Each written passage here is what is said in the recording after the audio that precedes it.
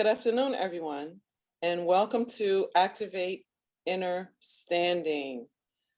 It is our delight to have you here this afternoon, and this call is actually for everyone who has ever experienced one or both of these things that we're going to speak about today. And chances are you've experienced or are familiar with both. Today, we would like to talk about the subject, have a discussion on the subject of faith and trauma. Faith and trauma. And if you've been in the world for just a little while, certainly you have experienced the notion and the idea of both of them. If you haven't, I promise you, if you live long enough, you will be challenged in this area of your own experience. And joining me today, I'm delighted, absolutely delighted, to have with me the one and only Judah Hatcher, who is going to be joining me on this rich conversation that we are going to have as far as faith and trauma. Judah is a father, he's a son, he's a husband, a friend, and a brother. And he's a man, a Renaissance man. So I'm absolutely delighted to have him here with me today on Activate Innerstanding. And I am Dr. Loretta Halstead, and I am here to help you to activate understanding. So come and think with us as we discuss faith and trauma. Judah, welcome, and thank you so much for being here. Thank you for inviting me. Thank It's you. absolutely a delight to have you here. And we just wanted to talk a little bit about both of these things, faith and trauma, because as people of faith, as spiritual beings, which we all are, whether we're in touch with that or not, we are spiritual beings. Agreed. And most of us connect with our spirituality through some religious construct, whether you embrace it or grow to reject it. That is still the most common way for most of us to approach our spirituality and to just to connect with it, whatever way and whatever form that we do that.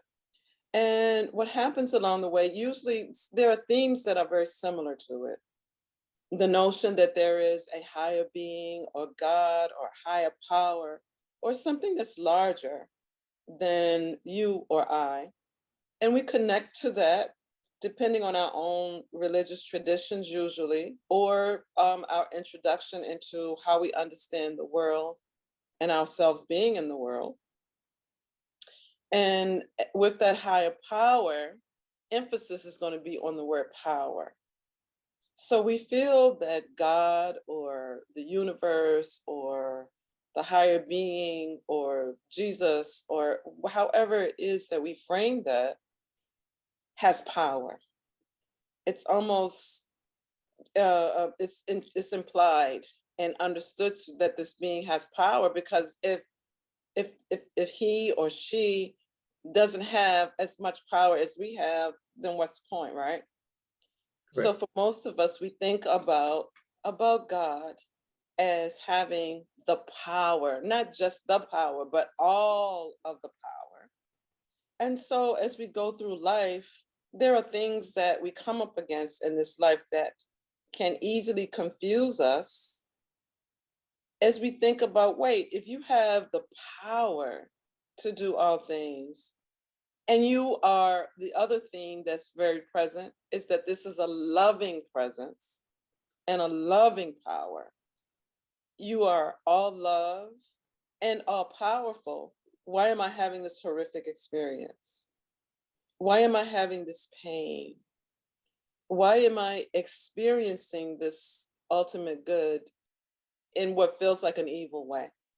So that's the discussion that we want to have on a real level today, not what we should say or what we should think or what we should believe, but how we actually walk through those moments. And Judah, I want you to just to give your thoughts and your experiences on this very rich subject. Wow. I think throughout the years in dealing with trauma, of course, I believe there's different levels of trauma, different types of trauma. There's trauma, pain, horrific experiences that we endure, go through, some in which things happen to us without our desire, control, permission, wanting. And then sometimes we've also experienced trauma, I would call it self-inflicted. And so things that we did, consequences from our actions, or being participating in causing trauma to other people's lives. And so unfortunately, I've been on both sides of the spectrum, and I can say that in those circumstances, I have responded differently. More recently, the trauma that myself and my family have experienced, and the loss of my son Jordan, our son Jordan. Ironically, and I'm thankful that it has caused me to know God differently, in a different way. And most of all, it has caused me to understand that the God that I have been looking for externally is actually within me. And I think that previously, when I and people I know, when we've experienced trauma, experiences that has caused us pain, our initial response was to run to the church. And church is running to the church is not a bad thing. I think in some of our expectations, the expectation was for us to be healed, delivered, cured, saved from the pain, the remembrance of the trauma or the thing that's causing the pain. And unfortunately, in some cases, the church has not been equipped to deal with individual traumas beyond the Sunday morning experience and or the Wednesday or Bible study experience. And as a result, some people, that has, I believe, negatively impacted their relationship with the Creator God. Um, yeah, yeah. That's very real what you're saying, and I agree with what you're saying as far as that experience. And it's almost sure a sure thing that looking for an external savior is Mhm, always going to, at the very least, challenge us lots of mhm, times. But it is the notion, as you said, of God within us. But let me mhm, let me ask you a question about that. As you were on your journey, and grief is a particular type of trauma. yes. As you said, that there are many layers and different kinds of traumas that we have, but grief is a particular kind of trauma that all of us are going to experience in one way or another. And I Mhm, want to just focus for a few minutes on the idea and the experience of anger, mhm, because I think that sometimes we get very challenged by being angry and being loving. And for some people, it's as though anger has often been treated as a forbidden emotion. However, we all know as human beings, if you are in this life, you are going to experience anger. So I want to just take a few minutes, if you can relate at all, to having the experience of anger, and how did that impact your faith experience? Wow, that's a good question. Um, I now know, um, so with great love, there's great grief. And I understood that concept from actually going through counseling with you. And so I also, in peeling the onion, sometimes where there's great love, there can also be great anger as well, especially when you feel that which you loved or loving is being violated, it's not being properly protected, leaves too soon. And so, yes, in dealing with in going through grief, uh, I find it natural to also um, be angry and understand that I had to understand, and I would encourage people to understand that your anger does not mean that you're ungodly. Like your anger is not a representation of your spirituality. Now, of course, how you respond to that anger. What I mean anger. What I mean by anger is being upset, displeased, not happy with, and expressing that in the safest way possible, in a non-toxic way, Hmm. not harming anyone and not harming yourself. And so, Hmm. let me be clear when I say dealing with that. And so, yes, previously, um, I would say several years ago, and going through situations when communicating anger about things that I was hurting, that caused pain in my life.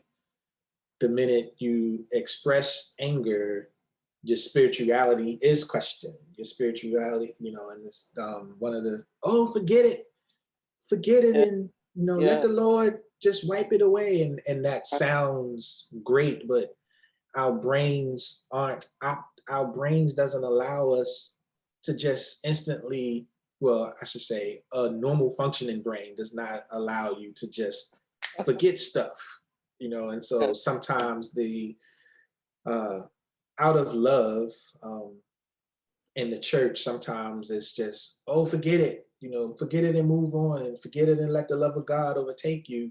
It's like, okay, I understand that concept, but what happens when I remember? What am I supposed to do when I'm triggered by this event, this Mm. that's causing me pain, whether it be something I see, something I smell, something I remember? Like, what am I supposed to do? How am I supposed to handle this? And I think um, uh, people not being taught how to safely, correctly express their anger um, causes not only trauma in their own lives, but also to the ones that they love as well, those that's Yeah. around them, because now not effectively being able to communicate or release this anger. Now there's a saying, hurt people. And Yes. so Yeah. now you're hurting those that love you the most, because you're angry about Hmm. something that has harmed you, something that has caused you trauma, and Yes. we haven't learned how to um, deal with that. Yes.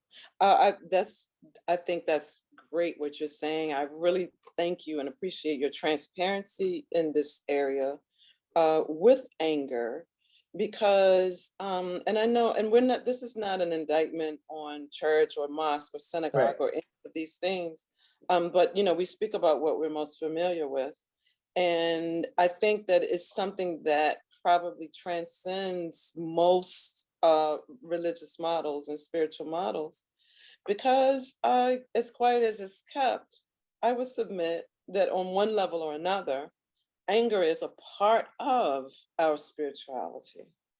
Just because as human beings, we are, when we experience that disappointment, when we experience the notion that something that's more powerful than ourselves, that is external to us, or as we spoke about, the notion that it is out, that God is so external to us, it's almost as though we're asking you to now go to the one who has harmed you Mhm. to heal you. Mhm. And that is a very difficult, or if not impossible, concept for our brains to embrace. Mhm. And I think that one of the areas where we could grow is when we look at anger and not confuse our Mhm. emotional management with Mhm. emotional repression. To Wow. manage your emotions is different than repressing your emotions or repressing our experiences of what we are actually feeling. And that actually turns sometimes into rage, where we do turn to destructive behaviors and Mhm. toxic behaviors because we're angry, we're hurt, we're disappointed Mhm. in our experience, and somehow we're supposed to say, okay, I'm not angry, Mhm. but I am angry, because Right. you can't lie to your own soul, you can't lie to your own heart. You can lie to me, I can lie to you, we can lie to each other, but we Mhm. can't really lie to our spiritual selves. And so you're trying to say, I'm not angry, I'm not angry, and all of you is screaming, I'm angry, I'm angry, I'm angry. And that's when it turns to rage. And the scripture that we often invoke is, be angry and sin not. And not. Our focus has been on the sin not, Right. whereas perhaps the focus should be on the be angry. And how do Because I it be isn't, angry? yes, be angry. That is the proper response. The response to some of these things is sometimes anger. Now, what you Mhm. don't want to do is to let it live in you, to let it pour wet cement and lay steel beams in there. Wow. Okay, but it's let it pass through you. And when we try and stop that process, it's going to come out, because again, grief does not have a sac in our bodies, Mhm. meaning we can't hold it. Right. I do believe that it's not true when we say a lot of times, I didn't have a chance to grieve. Oh, you're going to grieve. Okay, you're going to grieve in a healthy way or an unhealthy way, Mhm. but it's going to come out of you because there's no place in our bodies to hold it. And Wow. so as we activate our understanding around that, again, honesty, being honest with ourselves and admitting it, look, I'm angry. And instead of that idea of going externally to have the one that has abused us fix us, if we could just reframe that as having anger and disappointment being a part of of love. It's a part, as you stated yourself, deep love, you're gonna have deep grief. You know, Mhm. you're not gonna grieve Susie McNichols. Are you grieving Susie McNichols? I don't even know who Susie McNichols Because you is. don't even know who Susie McNichols is. Neither do I. I don't know I may Susie. have compassion for her family, Have compassion but for her not wherever she may right. be, if she is a person someplace. We don't Right. have that, um, Mhm. because it's not connected to us in that personal sort of way. And I remember something that you said to me one day, Judah, that stayed with me from that day until this one. You said to me, and I want you to talk a little bit about it. You said grief is a bully. Yes. Grief is a bully. Whew. Talk a little bit about grief as a bully. Neither one of us likes bullies. So Right. talk a little bit about it. Um, so we all can imagine a bully being on the playground, children playing, laughing, having a good time, whether they're playing soccer, basketball, hopscotch. Uh, they're from the inner city, maybe they playing Skillet or Scully, and this bully just comes out of nowhere and just start picking with the kids and just being disruptive and plucking on them and hitting them and taking the ball away, um, throwing all the marbles away. And that's how grief is. I remember being in the Dominican Republic on the prettiest beach I had seen up to that date. And the water was blue, Uh, it's probably 87 degrees, maybe one or two clouds in the sky, like everything, the scenery, the backdrop, just perfect. And mm, out of nowhere, um, I was triggered, mm, and just being in what most people would consider a perfect place, a perfect setting, and just out of nowhere, just triggered. In fact, I know what it was. Some gentleman had started kicking a soccer ball, and then another, mm, and Jordan loves soccer, and then another group of men started throwing a football. And each time we went to the beach, that's just something that, my son and I would do. And so out of nowhere, this perfect backdrop. And now I'm just sitting there sad, and just trapped in my mind for a moment. Like it was, you would have thought it was hailing, thunderstorm, lightning. right. Because internally, that's what I was experiencing at that moment. Although Mhm. externally, I'm in the most perfect of settings. And Yeah. so that's when I realized, I was like, man, it's like grief is a bully. Like just shows up out of nowhere, just puts you in a headlock until, um, you work your way out of it. Um, Mm, yeah. And so yes. learning how to, work your way out of those headlocks. And so, in martial arts, um, you're taught how to prevent from getting in the headlock, to be, allowing somebody to put you in a headlock, and B, if Mhm. you are put in a headlock, how to, get out of that particular headlock, that type of headlock. And so learning how to get out of the headlock of grief, um, that has been challenging. Some days I feel I'm a black belt in it, some Mm, days. And mhm. then some days I feel like I'm not even worthy to put on a gi, Mm, or the proper mhm, uniform, because it's like mhm. grief, sometimes grief appears to be having its way. And Yes. learning and understanding that even in that, it's okay. I'm learning now with the, ebbs and flows of life, and ebbs Mhm. and flows, especially with dealing with trauma, dealing with grief, and it's a continuing process. And I'm thankful for the resources that have recently come in my life. You, well, you haven't been recent, but you are a resource, that is in my life that I'm grateful for. But then there's other resources, whether it be books or YouTube videos, other Mhm. personalities that I'm discovering that, some some may frown upon, some, um, may smile upon, but I'm thankful for these, those resources that are helping me understand, um, who I am internally, and Yes. that I am God. And, Mhm. um, and that's a bold statement to say, to make, especially for those who don't understand what I mean by that. It's like, Mhm.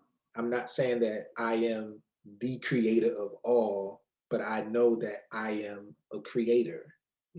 I know that I am God. I know that, I have the ability to create. I have the ability to destroy.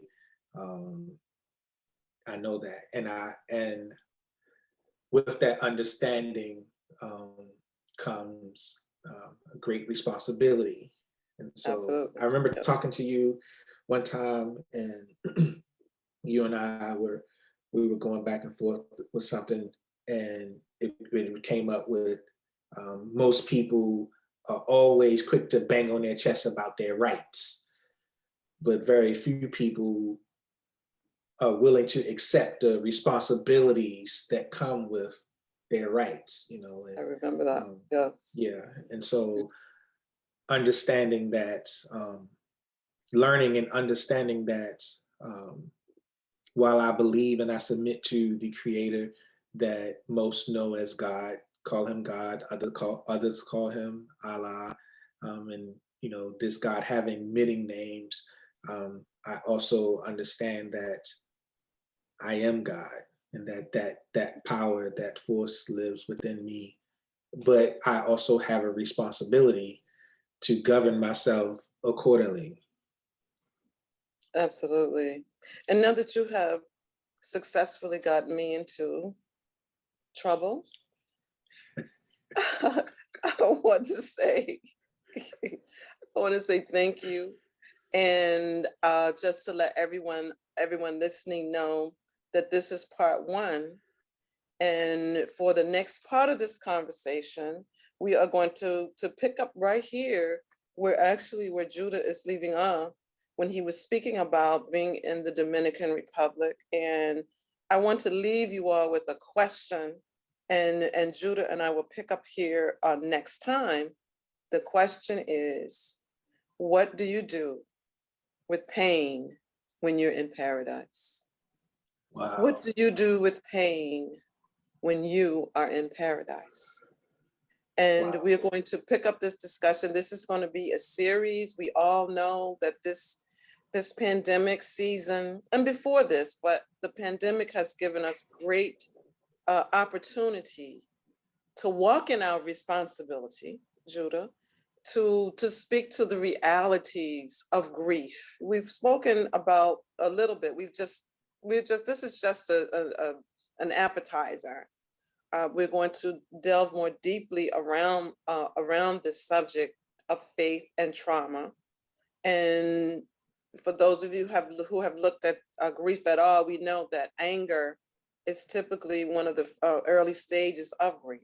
So we're going to look further into this as we pick up next time on this discussion. I mean, thank you so very much, all of you, for being here with us today, and look forward to activating your understanding. Thank you, Judah. Thank you so much. Thank you for having me. Absolutely.